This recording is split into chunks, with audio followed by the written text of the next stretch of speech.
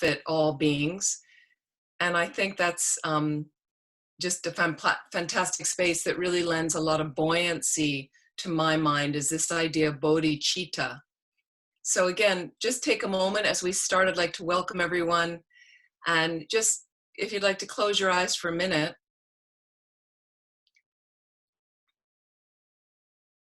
Take a moment, not only considering your purpose for joining this evening, getting the support you need, but also this is wonderful for your practice to lead you to that place where you're unlimited to benefit all living beings. So if you'd like to include that in your motivation, great. Or please feel free to set whatever motivation helps you right now.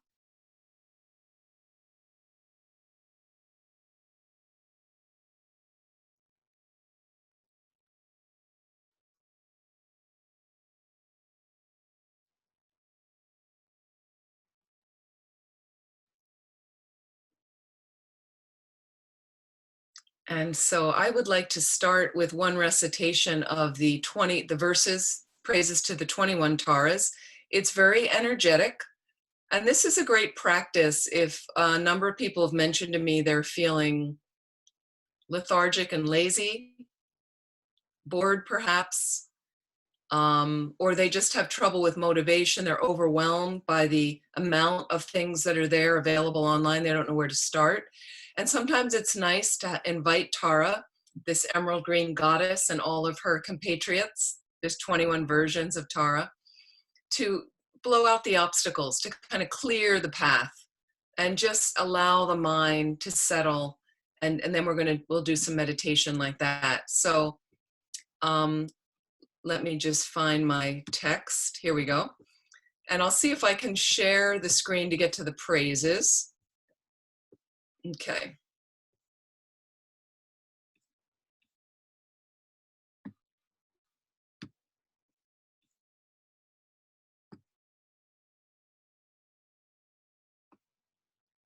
Here we go.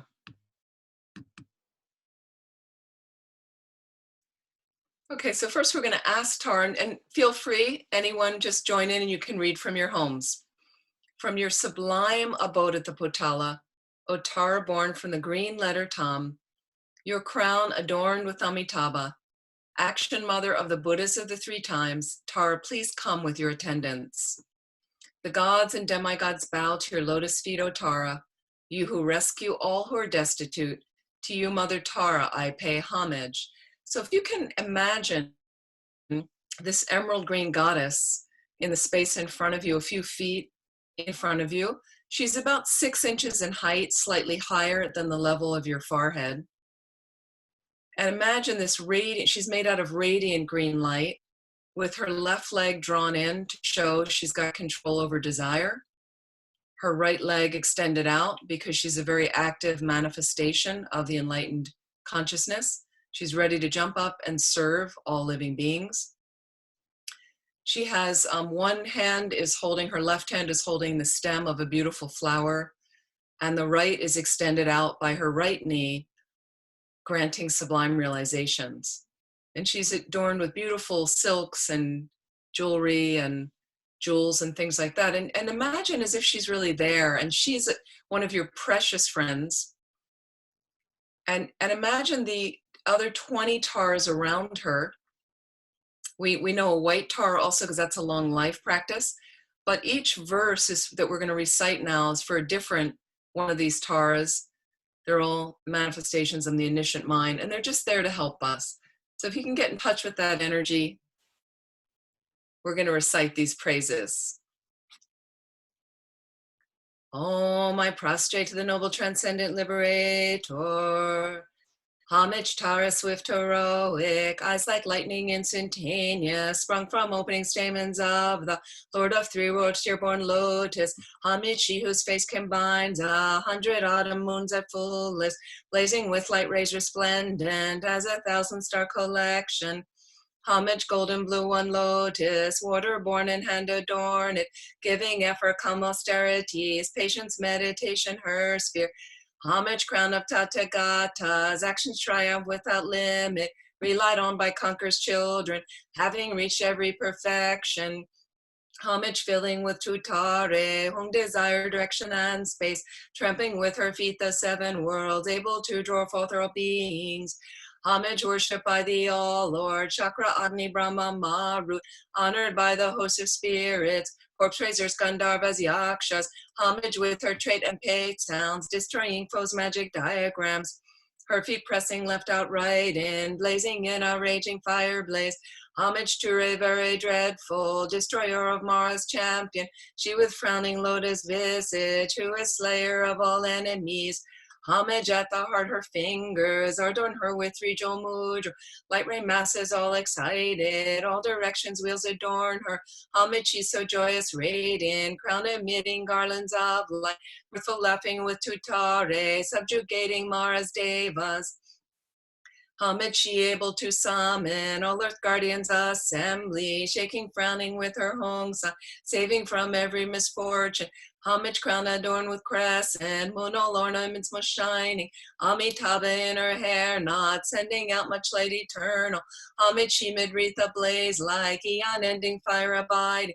Bright trunk, lep and joy surrounds you, troops of enemies destroying.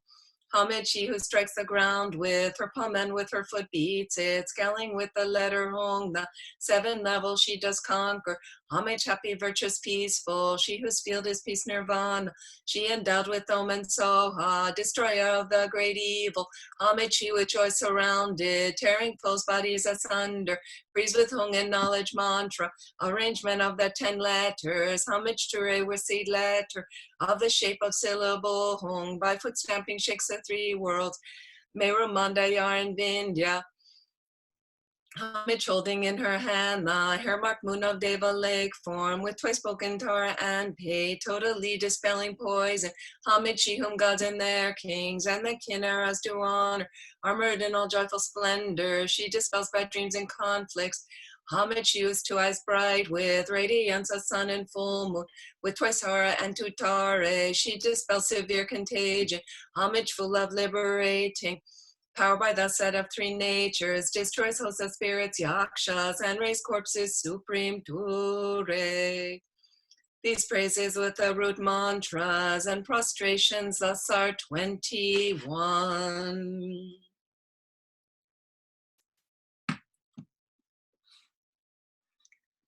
So thank you very much.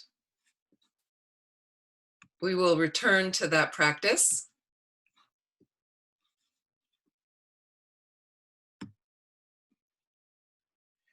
So I'd like to just bring a few techniques or ideas for you that may help you relax. And the first thing I thought is we'd start with some meditation. And so find a comfortable space once again. And if it's perfectly fine to meditate sitting in a chair, if you are in a chair, you can either cross your legs, if that's possible in the chair that you're in, that's fine, if that's comfortable for you. If it's not that kind of chair and you want to have your feet down, have your feet straight down, not crossed then, and make sure that the bottoms of the feet are touching the floor or a cushion under your feet. So one thing I find very helpful right now in this particular time is to feel grounded. So on one level, we are literally grounded where we can't really move around as much as we did. But also allow the earth to support you. So we are connected on that way from the earth. And it's actually from, in Latin, from the word earth and soil is where we get the words humility and humor and humanity. And right now we're operating, if we can operate more from a shared humanity, as opposed to divisiveness, that's a place that lends buoyancy to our experience. Shared humanity, meaning we're all human. Those of us human, we all make mistakes. We're usually trying our best with whatever tools we have and the limits of our humanness. Okay, that we're not Buddhas yet, that is a perfect state. We have a somewhat limited state. So in that space, from that humanity, that shared humanity, can we find a way to connect with each other more from a space of loving kindness, respect, consideration, like that which is what we would show our dearest friend when they're suffering and challenged. So one level is we need to show that, number one, to ourselves. And the more we show that to ourselves, the kinder aspect, the more likely we're able to care for others with that, in that method, in that manner. So find that grounding for yourself and find a comfortable space for the body. And then you can lightly close your eyes. As you begin to bring the gaze inward, just allow the mind to sit on the breath for a moment.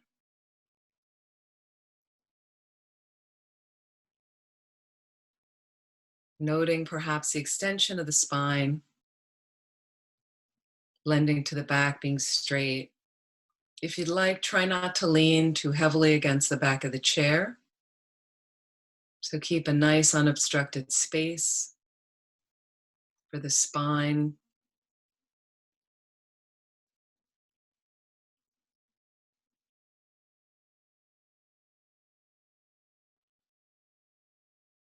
And another wonderful calming mechanism, if you notice yourself ever getting flustered, feeling guilty about your laziness, feeling anxious about your money, your work, what's going to happen, the uncertainty.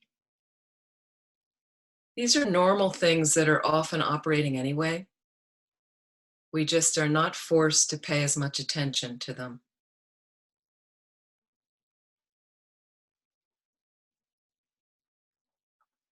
So from this space, if you're noticing any of this, let it be a trigger. Learn to familiarize your mind with the trigger of simply extending an inhalation a little more deeply, slowly, and extend that exhalation a little more deeply and slowly.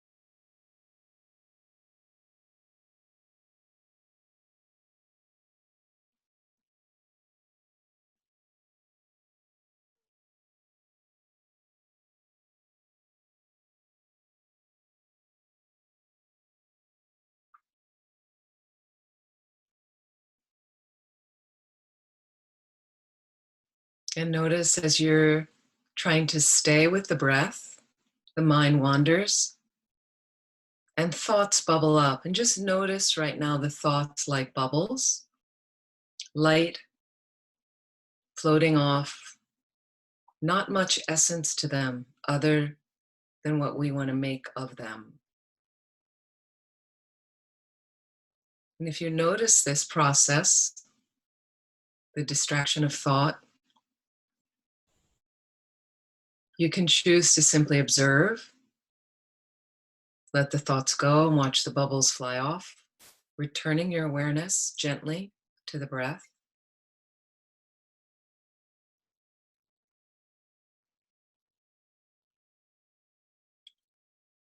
Or you can choose to follow one of the thoughts.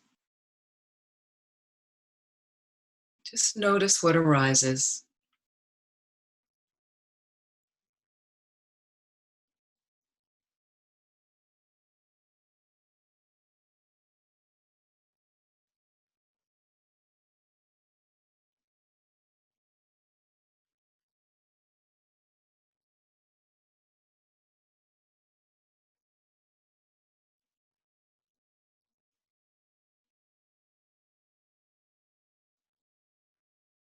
And now for each of us, as the thoughts bubble up, if they do, I'd like you to focus on one of them.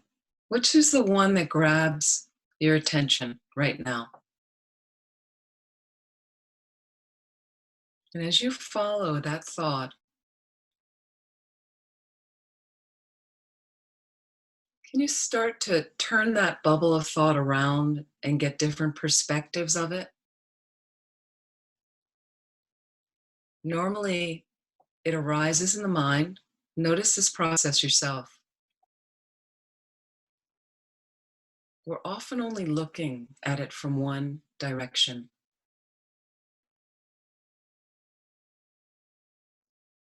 We don't see perspective with it and all the different facets.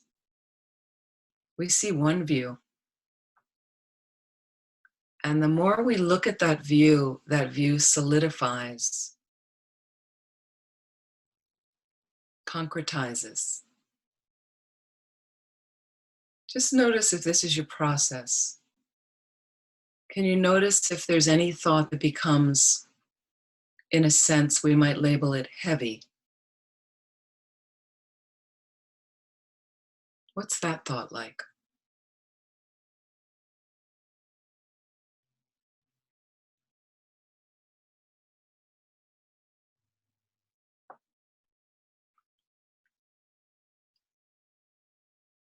Take a hold for a moment of what you might call a heavy thought or a heavier thought. And these are just labels. We can let go of the labels at any time we choose. Let's analyze a little bit this particular thought. It's one that may come up more than the others. Notice how that bubble is a little bigger than the others. So it commands a little bit more of my attention than the others. My mind's a little bit more familiar with this particular bubble.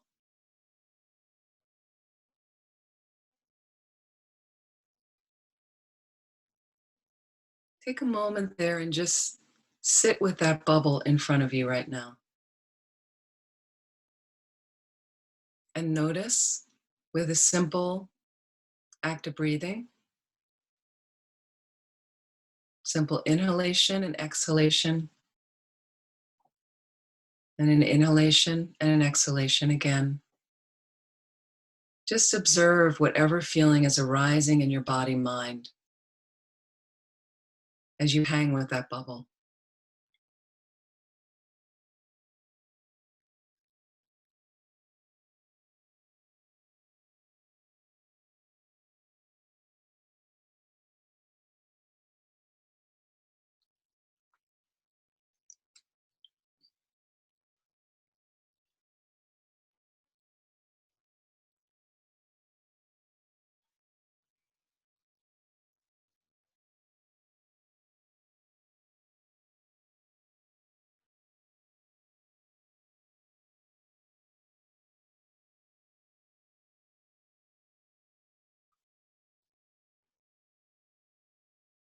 And now ask yourself, if this is something disturbing the balance of your mind, what constructive activity can you engage in that will help with this bubble? Is there anything you can do right now? Do, say, or think in relation to this heavier bubble? Is there anything you need to do?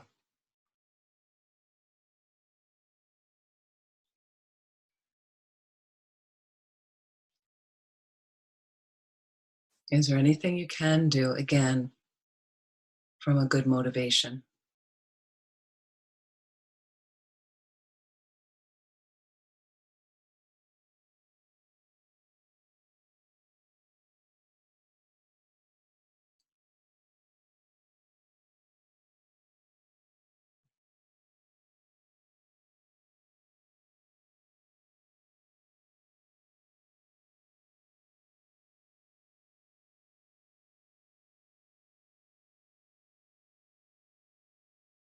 If you've determined there are some activities that can be helpful and constructive, Can you make a determination in your mind right now that you will take care of them as soon as is possible?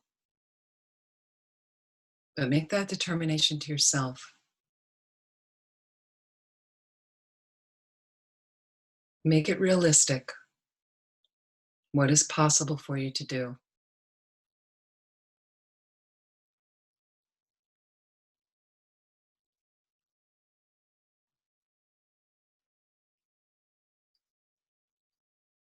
Maybe you've determined that there's nothing you can do. So you have analyzed right now from different perspectives. Turn the bubble around, see it from a different view. Is there anything else? You don't think there's anything you can do right now? Can you practice? You just put it in your hand and watch it float away. Let it go.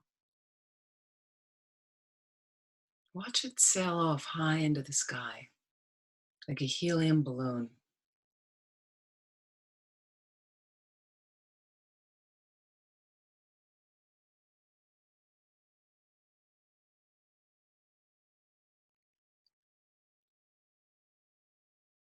Just think one less heavy bubble in your mind.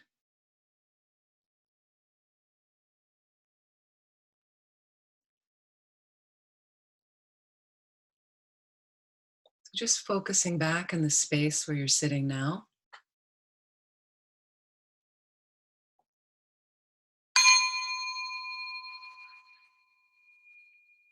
Please relax, and you can slowly open your eyes.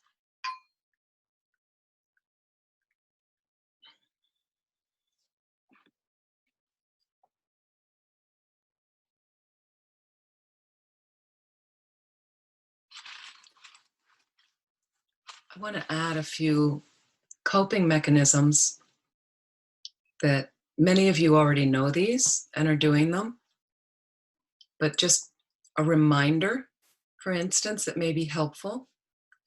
And one is about finding clarity that I find can be helpful from doing a meditation like that of some of the bubbles are overwhelming, some of these thoughts are overwhelming, okay?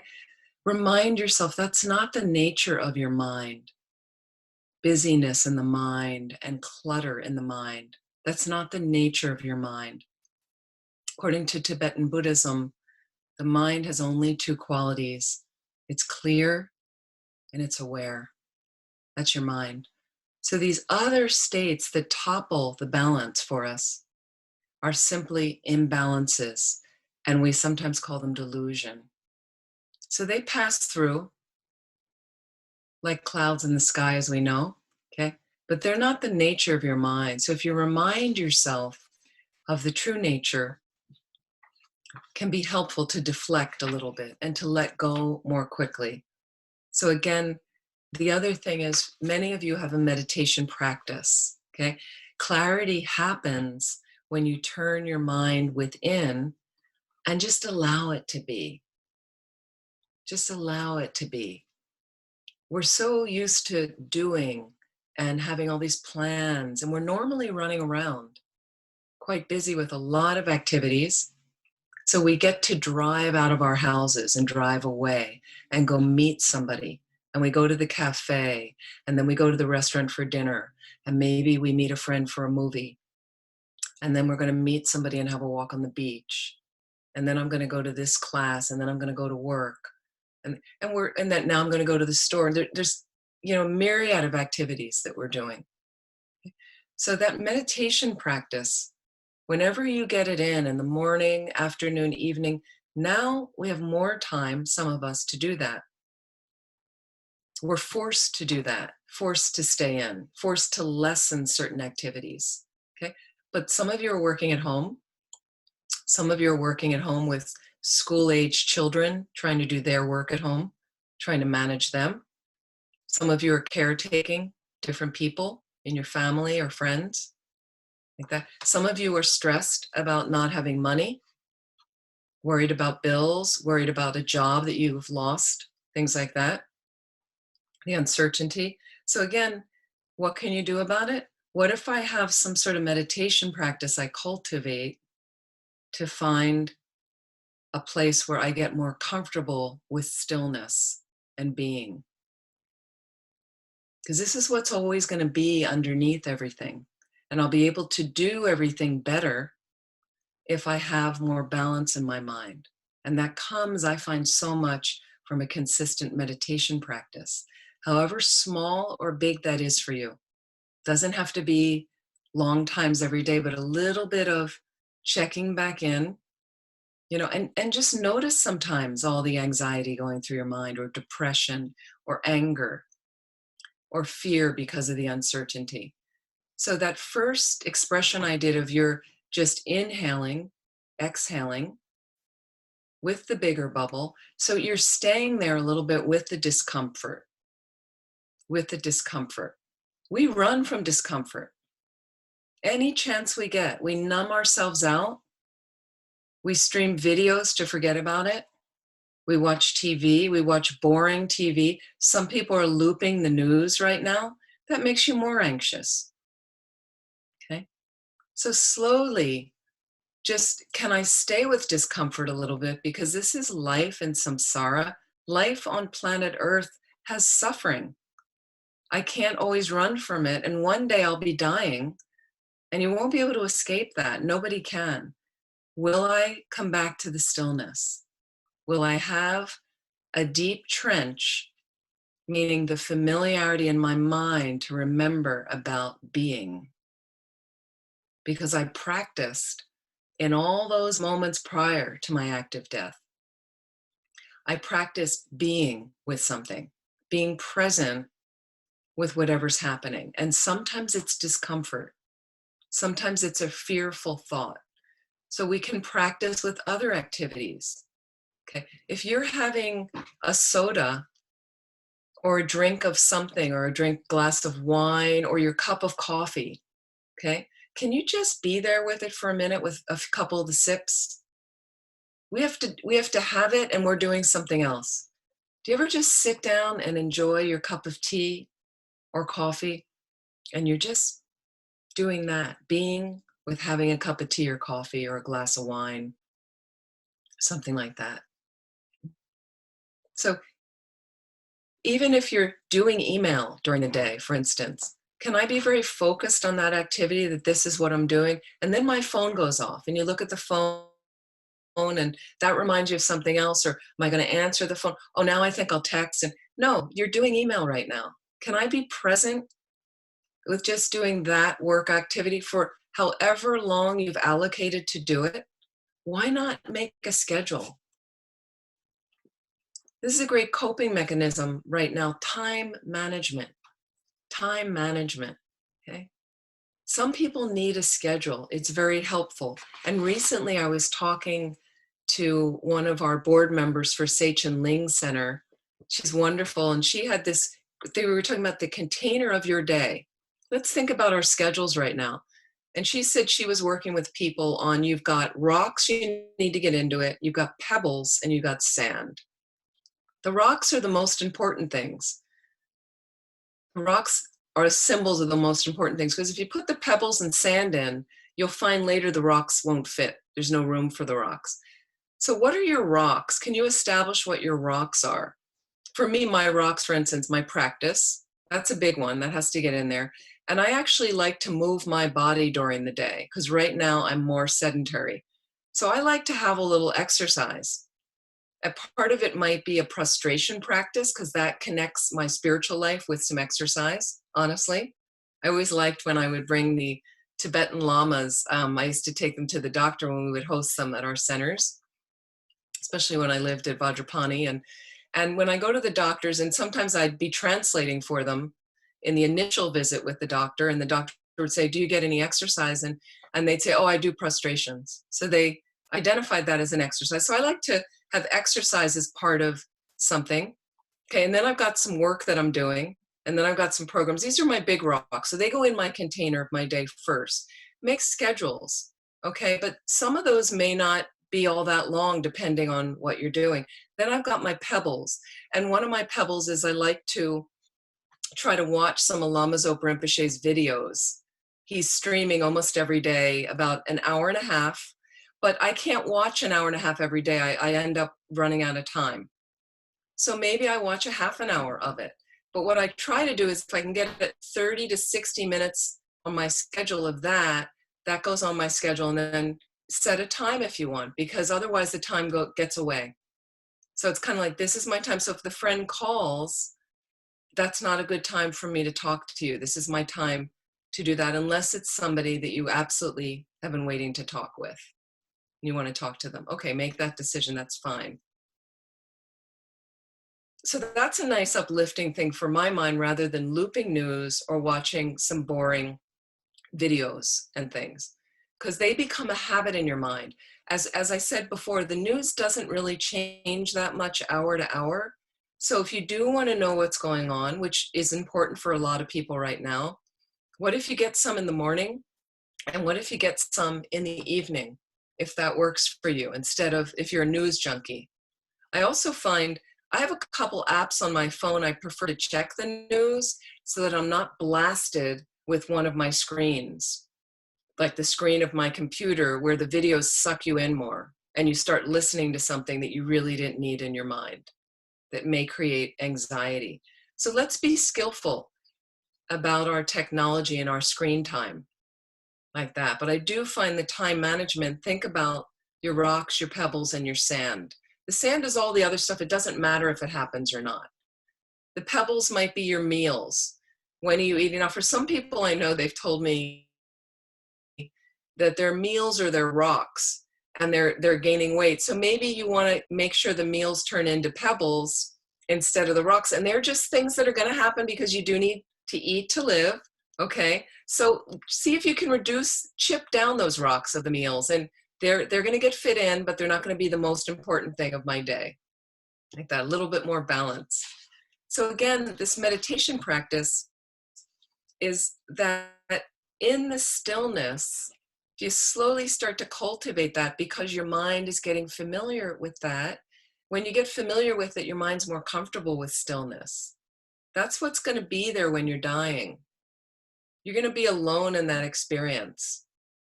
And it's really tragic right now that a number of people have died alone, where normally there's a loved one in the room, people around them, and that's not been possible for people with the virus because of its contagion. So they've tried to connect people, and it's so heartbreaking. I hear, I've seen some of these healthcare workers say it's heartbreaking for them to hold a tablet in front of someone while they're saying goodbye to their loved one, like that. But the thing is, your death experience, actually, that internal experience, you're alone. Nobody is there with you, ultimately, at that level. So what if you get comfortable with that, even prior to your death, when you're a little bit more conscious, but you're comfortable being alone? Think about your experience right now, because part of the time, another part, these are my pebbles of what happens during the day, is I have some face calls and audio calls with certain people right now through the week that are living alone and they're lonely, or they're elderly and they're feeling more frightened and vulnerable.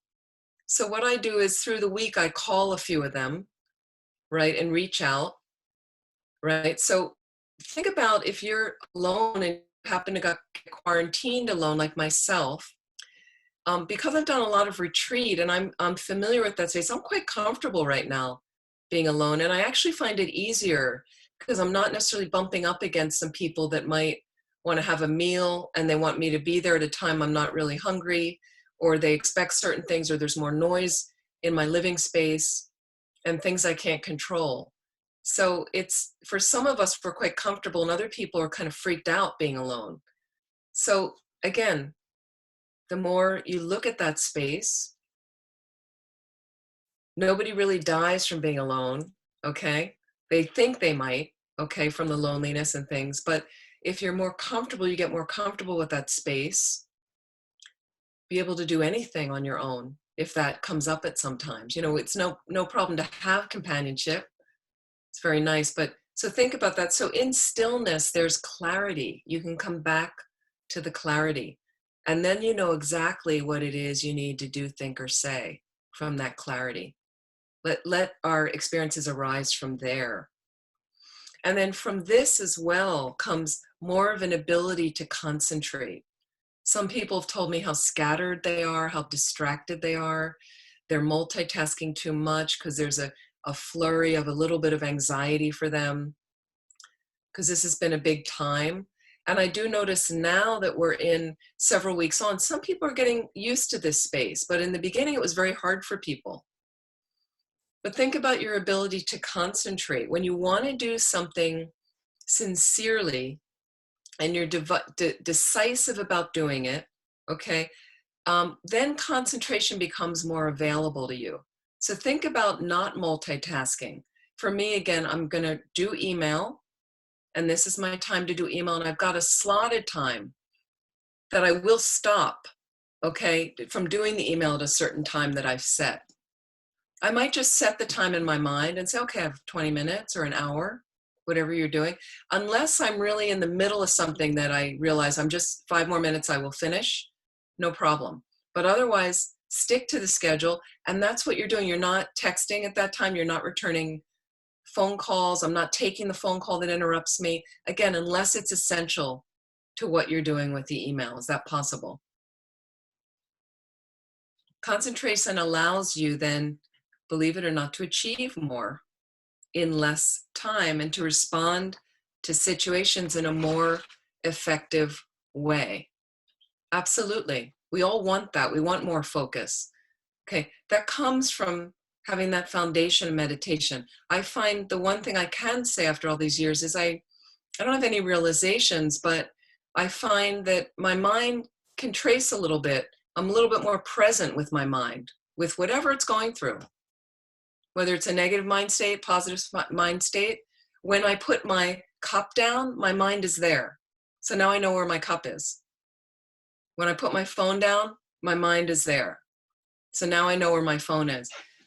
For those of you that spend your day looking for things in your house, and this starts to increase as you turn 50 and get older, more forgetful, but we're just more scattered, more things in the mind, more things going through. So again, focus, be there when you put your keys down, be there when you put the paper down, be there, and you'll know exactly where everything is in your space. Or if you do misstep for one moment and misplace something, because we are busy and sometimes too many things get loaded on, then we're more likely to retrace and go, oh yeah, that's right. The last time I had it was when I got out of the car. Yeah.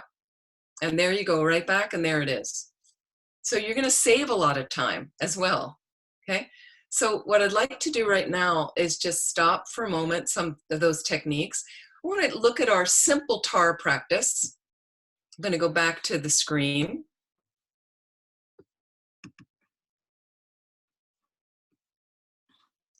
Okay, let me, whoops.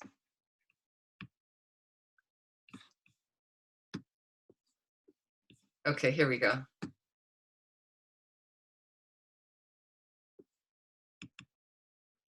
And I'm going to lead you through a quite simple, just a simple visualization of this so we can recite some of Tara's mantras. And this is something also recommended by His Holiness the Dalai Lama. So if you look at right now, and I'm going to start, let me start on this level. Here we go, refuge and bodhicitta. As all of our practices often start with this. And again, we have Tara still out there in the space in front. Beautiful, radiant, emerald goddess. Okay. And if you feel any connection to her, or if you feel that she could protect you from more suffering, that would be your refuge. Feeling from your heart as we read this prayer 3 times together. If you'd like to join in, please do. And also we want to remember bodhicitta, that the reason we'd like to do this practice is to clear obstacles predominantly to our practice so we can become a Buddha, as then we're unlimited in benefiting all living beings. So with that in mind, let's recite 3 times refuge and bodhicitta. I go for refuge until I'm enlightened to the Buddha, the Dharma, and the Supreme Assembly. By my merit from giving and other perfections, may I become a Buddha in order to benefit all sentient beings. I go for refuge until I'm enlightened, to the Buddha, the Dharma, and the Supreme Assembly. By my merit from giving and other perfections, may I become a Buddha in order to benefit all sentient beings. I go for refuge until I'm enlightened, to the Buddha, the Dharma, and the Supreme Assembly. By my merit from giving and other perfections, may I become a Buddha in order to benefit all sentient beings. This beautiful 7-limb prayer, one of our essential practices. With my body, speech, and mind, I devoutly prostrate. I offer all offerings, both real and imagined. All sins and offenses amassed from beginningless time I confess. I rejoice in all virtuous activities of holy and ordinary beings. O Gurus and Buddhas, please remain until samsara ends and turn the wheel of Dharma for sentient beings. All my virtues and those of all others I dedicate to the great enlightenment.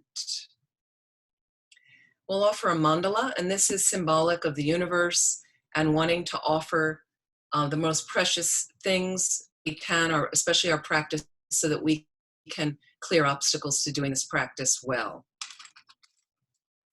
You can just visualize an extraordinary universe. This ground anointed with perfume, strewn with flowers, adorned with Mount Meru, 4 continents, the sun and the moon. I imagine this is a Buddha field and offer it. May all living beings enjoy this pure land. The objects of my attachment, aversion, and ignorance, friends, enemies, strangers, and my body, wealth, and enjoyments, without any sense of loss, I offer this collection. Please accept it with pleasure and bless me with freedom from the 3 poisons. Idam Guru Radna Mandala Kam Niratayami.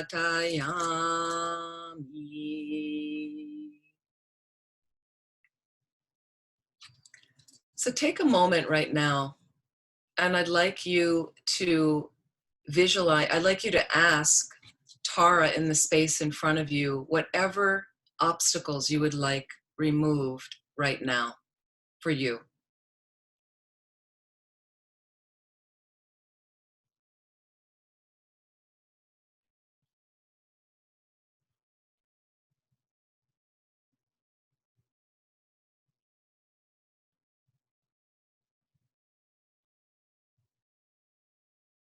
And imagine she is very happy to help us. And imagine that she comes to the crown of our head, facing the same direction as us. Again, she's just a few inches in height over top your crown. Beautiful, radiant green goddess. Imagine from the center of her heart is her seed syllable Tam. You can imagine a T-A-M standing upright in the nature of green light. And imagine around that, and that sits on a moon disk lying flat. And around the edge of the moon disk is her mantra, Om Tare, Tu Tare, Ture Soha. You can see right here at the bottom of the page. And that's standing clockwise in the nature of green light, like a strand of emeralds. And imagine from that light rays go out and they go to the 10 directions, hooking back all the blessings and realizations of all the Buddhas and Bodhisattvas that come charging back into the center of her heart, dissolving back there, fully energizing her.